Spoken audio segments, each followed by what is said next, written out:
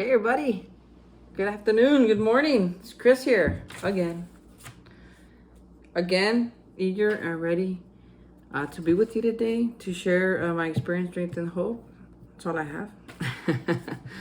uh, you know, not to say that I don't have nothing. I hope, I don't know, maybe, I don't know if I give that impression sometimes that I don't have nothing or my life is boring or I never have drama, because that's not true. I have it all the time. So I have a lot of fun. Sometimes it's boring, but I get to know it as peace today. In other words, sometimes I don't have anything to do, but most of the time I'm always busy doing something, fun things, work. I work a lot, but I like to work, and I have to work. Now I'm mostly working because I have to work, and I say that because there's a lot of fun things that I do that I can't do because I'm at work. But sorry, it's really hot outside, and I'm really thirsty today. Okay, so today is June 4th, and I'm gonna read out of our book, The Daily Reflections, and it goes, letting go of our old selves. Carefully reading the first 5 proposals, we ask if we have admitted anything, if we are building an ark through which we shall walk a free man at last. Are we now ready to let God remove from us all the things which we have admitted are objectionable? And that's out of Alcoholics Anonymous, page 75 and 76. The 6th step is the last preparation step. Although I have already used prayer extensively, I have made no formal request of my higher power in the first 6 steps. I have identified my problem, come to believe that there is a solution, made a decision to seek the solution, and have cleaned house. So that they're talking right now about the first 4 steps, right? Many were powerless, came to believe that a power greater than ourselves could restore sanity, made a decision, and then the 4th step, which is made of an inventory, a fearless and thorough inventory. I now ask, am I willing to live a life of sobriety, of change, to let go of my old self? I must determine if I am truly ready to change. We'll talk about that.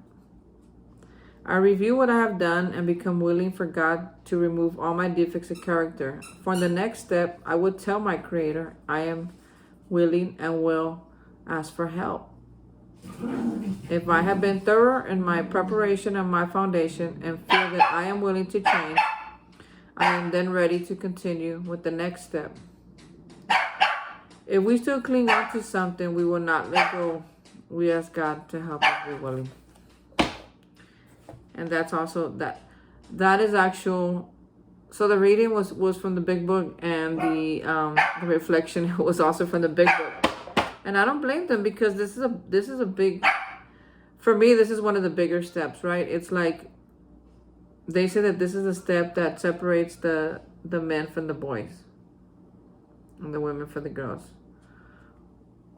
What do you mean? Well, so up until now, I've done my inventory.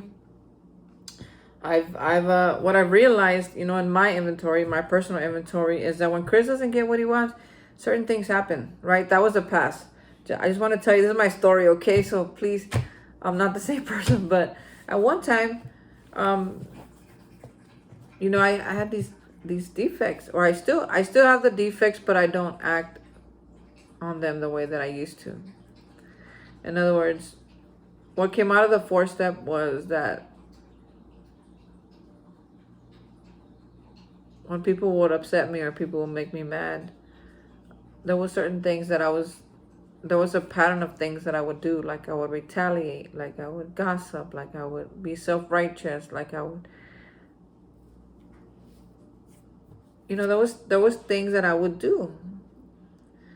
And those things were so pervasive that I didn't even know that I was doing them. This is what the 4th step did.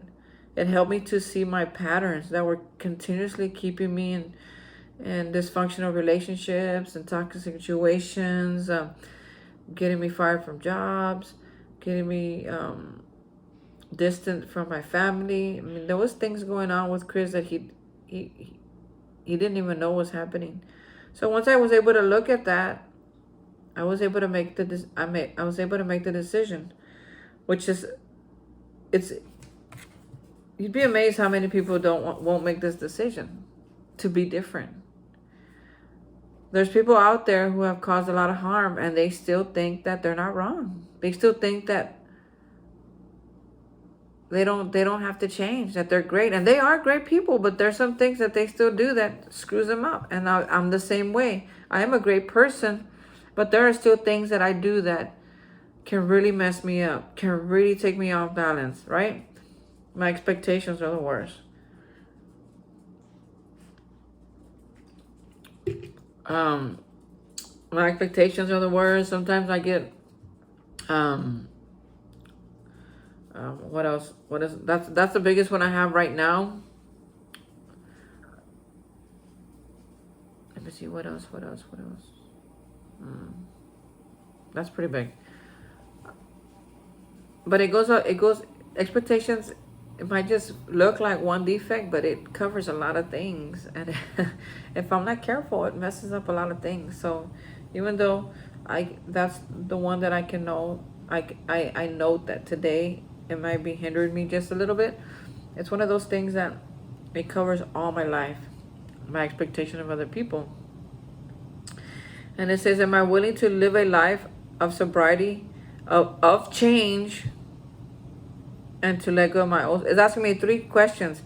Am I willing to live a life of sobriety? Yes, check. That's what I want more than anything. Am I willing to live a life of change? I gotta be honest, right? I gotta be honest. Some things, yes, need changing, but some things I don't want to change, right?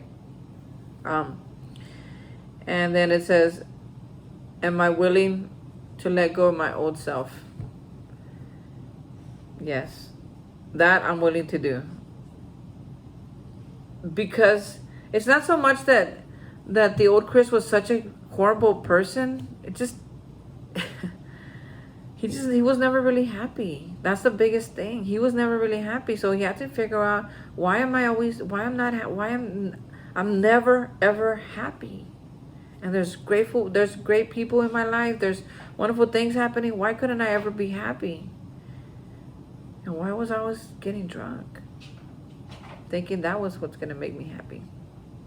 So there was a lot of things that I had to kind of get clarity on, and that's what the 4-step did for me. It got me to a place of clarity where I can see things and be like, okay, you're not a bad dude. You act a little cray sometimes. That's okay. Let's work on that. So for me, I'm iffy for change because, and I think this is what I've heard, that the number one reason that most people will not let go completely of their life to a higher power is because they're afraid that they're gonna have to let go of the things that still bring them pleasure. And that's not true. That's not necessarily true. I mean, there's some things we gotta not do no more, because that's not okay. It's not okay to cheat on your wife. It's not okay to sleep with somebody else's wife. That's not okay. So those bring you pleasure. It's okay to let those go, right? It's okay to not do those anymore. Well, what if I gotta give up this? Buying lottery tickets. No, nobody says you gotta give up. What if I gotta give up smoking? Nobody says you gotta give that up. If you want to give it up, you give it up later. What if I gotta give up working out? Nobody says you gotta give that up. So we really don't know I wish more people would take that chance, because the life that I live from coming into this program and it's really, really letting go is so much more easier. It's easier to live than the life that I was living over there, hanging on to everything, because I didn't know what my life was going to be like if I totally let go and let God. What would that be? What would that mean for me? Oh my God, sometimes I get there. I'm like, man, God, what if I let go and and find out I've been wrong this whole time. Well, I've let go and I found out that I'm on the path that I'm supposed to be on. Exactly. Have I been wrong before? Yes, absolutely. I was wrong about what would happen if I let go. And I'm not a Bible thumper. I'm not a holy roller. I'm not any of that. Do I have anything against those people? No, but I don't have to be those people to live a right life, to live my life right. Don't lie, don't steal, don't cheat. 3 things. And don't drink. Definitely don't drink. So the lying, I'm about 90, I'm about 90% in lying. It's hard for me to tell the truth sometimes. It just is. Especially when it's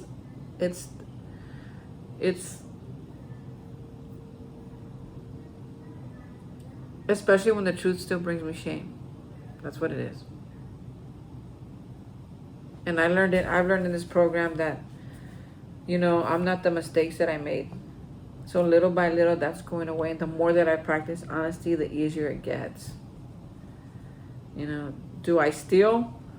Well, I don't write hot checks anymore, right? But if I'm on my phone at work, that's kind of considered stealing, right? If I take a roll of toilet paper from work, I don't do that, but I'm just putting an example. But I do once in a while check my phone, or if I see somebody's calling me that hasn't called me in a while, and I'm like, oh, maybe something's going on, so I'll answer it at work, and I'm not on my break, or I'm on the floor shopping. That's kind of stealing. So do I steal? Yeah, I do. I steal time, right? Do I make it up? Do I make it up to them in other ways? Yeah, I take shorter breaks and I come in, I come in early and I stay late, but that doesn't justify it, To me, that's not really justified. But once in a while, well, like I said, take a phone call.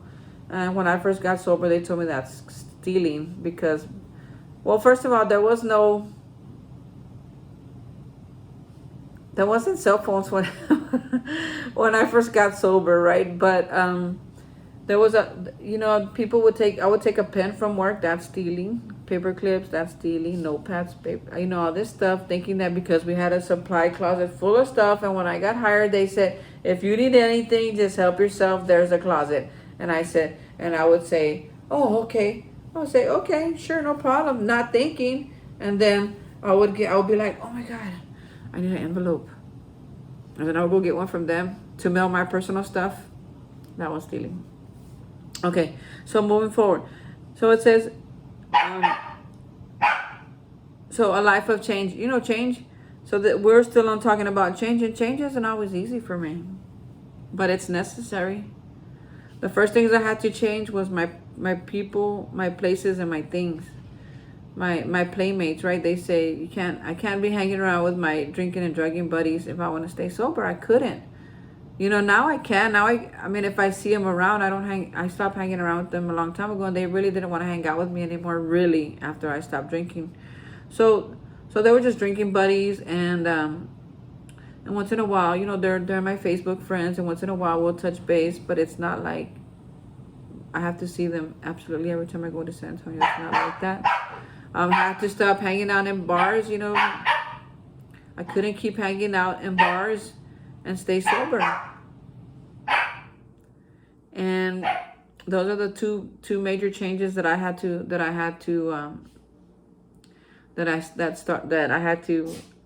commit to if I wanted to stay sober in the beginning. And now what does my change look like now? Well, sometimes I gotta modify my spending habits. If I'm running behind on my bills, that's change. Sometimes I gotta change jobs. I changed jobs last year. Was it risky? Yeah. Did it go good? No, but that's it. I learned really good lessons, a whole ton of really good lessons. So it wasn't an easy change, but it was a change. And because of this program, I didn't have to drink or drug over it. So I'm really grateful for that. Sometimes we have to change friends. I meet people along the way, and it doesn't work out, not even as friends. So I have to be okay with that, because really my sanity, my sobriety, it means a lot to me. Do I hang out with people who drink? Yeah. I have friends that drink. I don't mind. I have fun when I go out with them. They drink, we dance. They drink. I mean, it's not a big deal for me.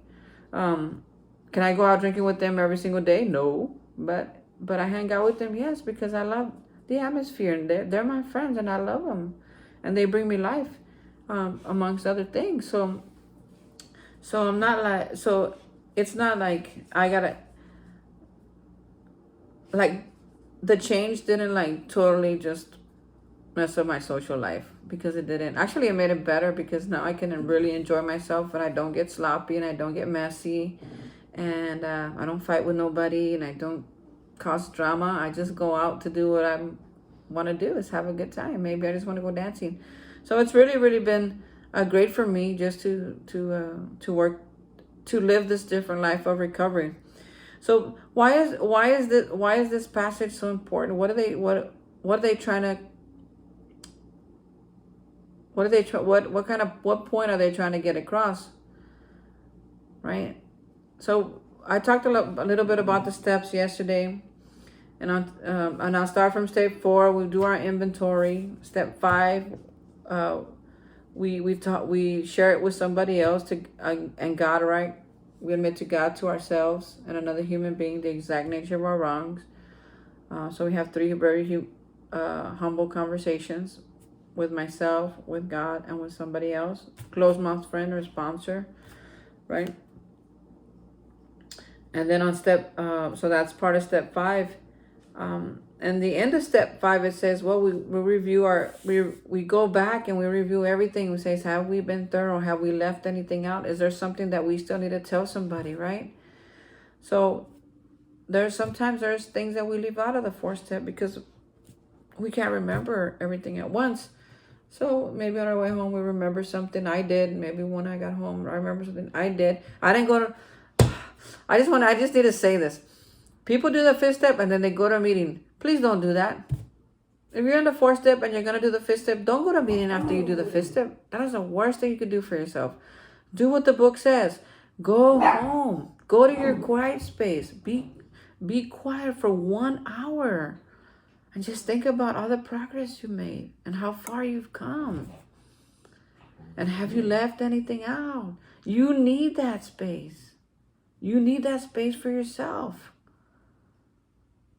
After you get the space, the next day, come in a meeting and tell me how it was and tell me how awesome you feel. Yes. But not right after you do a 5th step. That's a lot of exerted energy you just did. Please don't go to a meeting after you do a 5th step. I mean, unless you were going to drink. If you're going to drink, then yes, get your ass to a meeting. But if you're not, go to your space for 1 hour. Take a nap. Do something. So then after we do that, we come to step 6 says that we became willing to have these. There is a whole step there's 2 whole steps between the 4th step where we wrote this down, right? And then the next step, we talk to somebody about it. That's 1 step. And then, are we ready to be different? We have to be honest. The 6th step, people glance over it. Like, oh, I just want to go from the 6th to the 7th. From the 5th to the 7th. 5, 6, 7, let's go. They're all together. No, whoa. You have to ask yourself honestly, are you ready to give this up?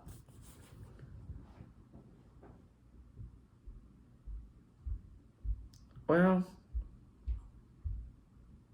no. Okay. Thank you for your honesty. If you're not ready, you're not ready. Are you at least willing to be ready? I'm willing to be there. I'm not there yet, but I'm willing to be there. Okay. Then if you can answer that question, then we'll move to 7. But why is it important? Why do I need that answer? Why does the sponsor need that answer? Folks, this is where we learn how to communicate. This is where we learn how to get clarity. This is where we learn how to be thorough. This is where we learn how to get real and to get honest with ourselves as nobody else. Actually, to thine own self be true is it's on the back of the desire chip. That's important. And if you don't want to be different, that's fine. You don't have to be. That's okay. If you're wonderful the way you are and you don't want to change, then don't. If you got some flaws, but you love them, keep them. But if you see something that's really messing up your life, and you don't want to be different, you don't want to change that,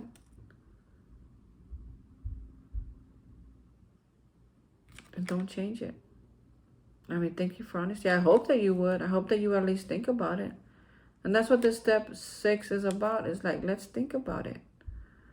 Why don't you want to stop doing? I mean, you already see how much harm this caused you and others. You still don't want to let go of that. And that's okay. We don't do this perfect. And if you're not willing, and it says right here, if we still cling to something that we will not let go, we ask God to help us be willing. They're very serious about this point. They cited the big book twice in this reading. And I don't see that very often. But it's important for them to get that point across. Are you ready, or are you at least willing to be ready? And if you're willing to be ready, then we can move on to step 7. And step 7 offers us a prayer that, it's where we humbly ask God to remove these shortcomings. Humbly. Why is the word humbly in there? Because it takes work. It takes effort. It takes putting aside all our pride, all our ego, shutting it down to be able to say, God, I don't want to do that anymore. I don't want to hang out with other people's wives. I used to do that. I don't want to do that no more. Do I sometimes get close? Only because I don't know. If they lie to me, then yeah, I'll get sucked in, which has happened. They lied to me and I got sucked in, and then after that I couldn't. Why? Because then I had my other defects, my lust, my blah blah blah, my blah blah blah going on, right? So I had to really pray for God to remove that, because it was making me miserable. It's making me miserable. I was over here, she was over there, I'm over here, being played, and then still, and other things. But my part was that I was going crazy, not being with her, and neglecting everything and making some foolish decisions and those other stuff that in the end I was like, God, I don't want to do that anymore. Change me. Change that about me. As a matter of fact, so long as I was doing that, I was keeping my real mate was probably there, and I never saw her because I was too busy focused on this other one that was already with somebody. And I don't want to do that. I want the one that's for me, and I want to be ready. And being ready means I'm not entertaining things that I don't need to be entertaining, right? So I got to work on that. So the one thing about this program is, if you don't want nothing, you start working at it, you're going to start wanting things. Because happiness, when you're happy, you start realizing, hey, I have a gift. I have a talent. I want to start a band. So you start a band. Hey, maybe I want to be a skater. Maybe I want to go to Olympics. You start wanting to do those things. And to do those things, you got to get rid of the old things you were doing. And if you don't want to get rid of those old things, well, then you can't get to your new things. It's simple. It's so simple. If I'm holding on to something right here, I can't let go of what's out there. What's right here for me, I can't let it go. If I'm holding on to this, I can't have this. So I got to let it go, so that what's here can get over here. And then I can just be like, thank you, God. Thank you, Jesus. Right? I don't know. That's been my story. And there's so much more story to have. There's so much more story to be had right now. I've had a really good life this last 4 years of being an Alcoholics Anonymous. Not everything's worked out. I made a risky move, and it didn't work out. And I'm still paying for it. Literally, I'm paying money for that risk that I took. I got indebted, big time, and I gotta pay those debts off now that I have. Besides my daily living stuff, like my insurance, things that normal people have to pay. So now I'm indebted, but I learned that's okay. I'm doing great now. I'm doing better. I know now that um, it's not that I'm not taking the risk next time. It's why am I taking the risk? And to be fully honest with you right now, I don't say this very much, but I'm gonna say it. I hope it'll help somebody. I took a risk last year. What happened was that I used to work for the post office. I still do, but not like I did last year. I used to work for the post office, and I was dating this girl that was in a relationship. You know, she said she got out of it, but turns out she didn't. And she told me one day, she says, Chris, you can't afford me. And I wanted to afford her. And I thought that going into real estate that I would afford her. And I would buy her everything she wanted. She never had to worry about nothing. She could go back to school. She could take all the trips, her and her children. And I wanted to be like the perfect mate in that area. So I took this risk and I quit my job and I went into real estate and I lost money. I'm still losing money over that deal. So why is it important to talk about the backstory? It's important because 3 of my buddies also went into real estate at the same time and they're killing it. Why? Because they did it for the right reasons. I myself did it for the wrong reason. And I had to get clear. I had to get honest about that. Why? So it could set me free from the burden of me making a mistake that I had. I was still feeling like trying to play different things. Am I done with real estate? No. Why? Because I'm still learning about it. I'm still making connections. I'm still getting clear. I'm still getting free. And down the road, if I get it, it's going to be because I want it, not because somebody else is behind me telling me that I can't afford them.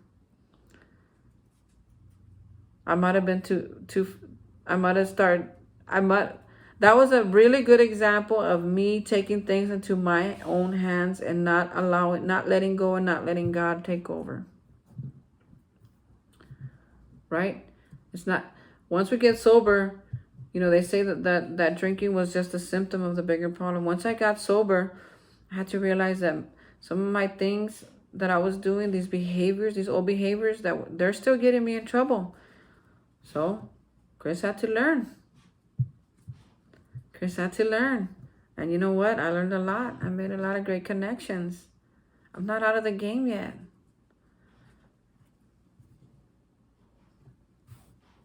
My life's not over yet. I could still do all that I want at any time.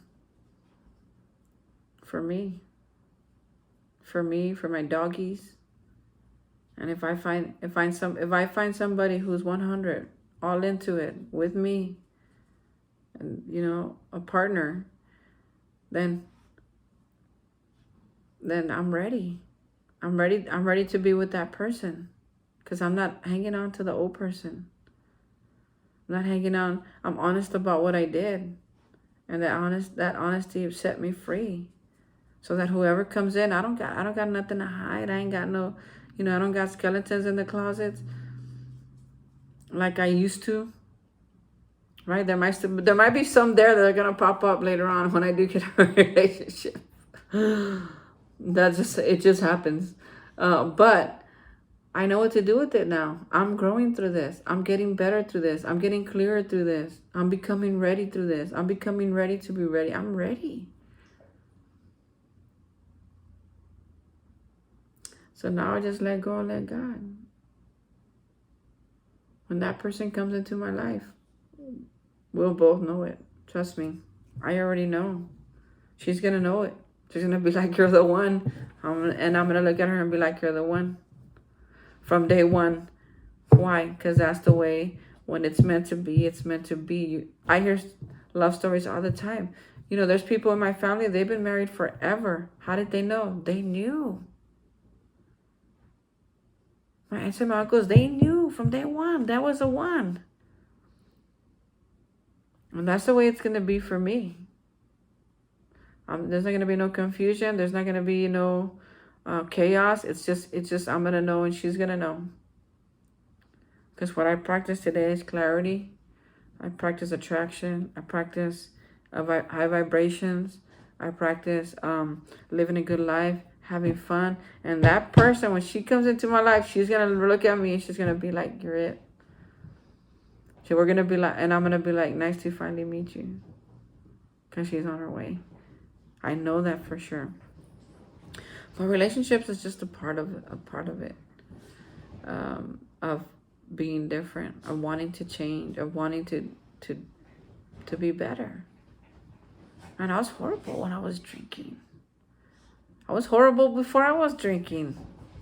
Not because I was a bad person. It's just because I just didn't know how to have real I didn't know. I was without tools.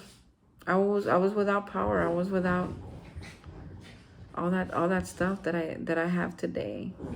And that was okay. It's part of my journey. I mean, not a lot of people have that at a young age, but normal people do. I see them. I'm like, whoa, she's young and she already knows all that. Dang. I'm twice her age and I'm just getting it. But that's okay. I'm on this journey. I'm so glad that I lived through it. I should have been dead, but I'm not. I should have been locked up, but I'm not. I should be without, but I'm not. I'm very blessed today. Very blessed. So that's enough about me. I enjoyed my time with you. I really like doing these videos. I hope you're learning something. Hope you're enjoying them. Just know that there's a ton more to come.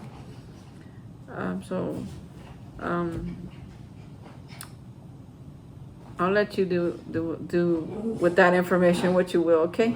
Well, I love you. Have a wonderful rest of your evening, and we'll see you tomorrow. Bye.